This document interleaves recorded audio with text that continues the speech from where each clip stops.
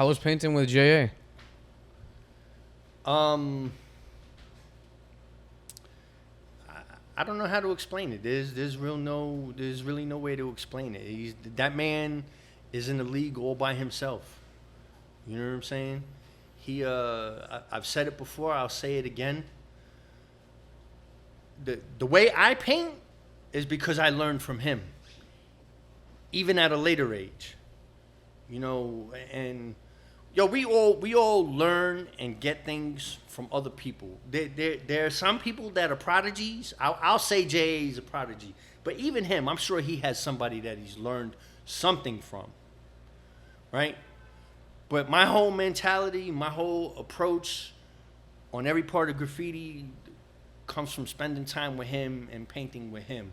He's definitely elevated my skill to that next level. And I'll always be grateful for that. You know, like, that dude is the true definition of a fucking machine. Like, I hate for anybody to be on the other side of the fence of him. Or for someone to be like, no, you can't do that. Because he will prove you wrong. That's just the man he is. You know what I'm saying? I've never seen ambition or drive. Yo, in the 90s, he shut the whole fucking Bronx down. When he had beef with Cope kept sending waves of people after him. And one by one, crew by crew, he retired all the motherfuckers. It's insanity. 7 nights a week, racking, painting, demolishing them. You know, his drive is like no other. No one will ever beat that. No one will ever top JA, not even now. It's just impossible to match that man's history. You can't. He invented this fucking extreme graffiti game the way it is. The fucking climbing and the rallies, the back to back to back to back to back to back. Like he's the inventor of all that shit.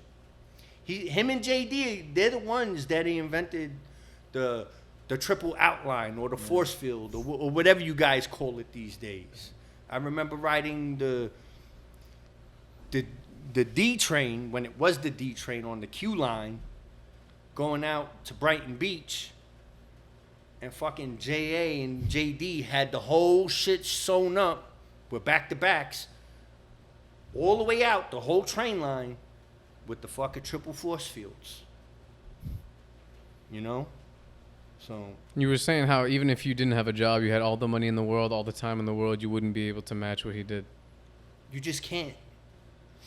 The 90s was a different era. You can't do the things now that you could do then because of cell phones and you know, CCTV cameras and the technology we have now. You know, so Do you think it was easier back then? it was easier, but it was harder, right? So it was easier in the sense like people didn't give a fuck about graffiti. You don't really have people calling the cops on you. But it was harder because, you know, since we're talking about JA is going through the fucking hood. You know, this white dude going through Spanish Harlem, going through the South Bronx. What we was talking about before, going through neighborhoods where you just don't belong. Yeah, you don't know nobody. You know what I'm saying? Mm-hmm. And this man's marching up and down these places by himself. Yeah. Still doing what he does. You know? And it was more So grimy. you don't have those achievements now that you could go to the South Bronx. I mean, the South Bronx is still could be a little bit crazy depending on what pocket you roam into. But the South Bronx is fucking turning white now. It's being gentrified. Mm-hmm. You could go to any shitty neighborhood and you're good. I remember like even in 2002, I went to go to East New York with my man Kaz, and the cops seen us. We weren't writing graffiti. They didn't catch us writing graffiti, but they seen us like walking in the street, and they stopped us, and they're like, yo, what the fuck you two guys doing here? Like, do you know where the hell you're at? You better get the fuck out of here unless you want to leave in a body bag. So we got kicked out the neighborhood in East New York by the cops because they didn't want to do a murder report on us. Mm-hmm. You know what I'm saying?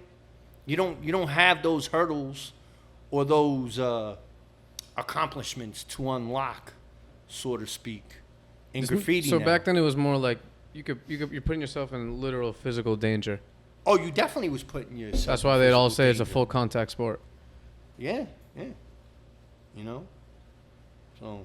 Yeah, you ask anybody from that age, like they would say, you don't even have to look out for cops. You have to look out for people that are willing to like really hurt you, you know. But nowadays, yes. nowadays is like all you have to look out is for cops because it's like a military state, you know, fucking police state. I mean, What's the difference? yeah, honestly, it's like what's the line? It's like a thin line.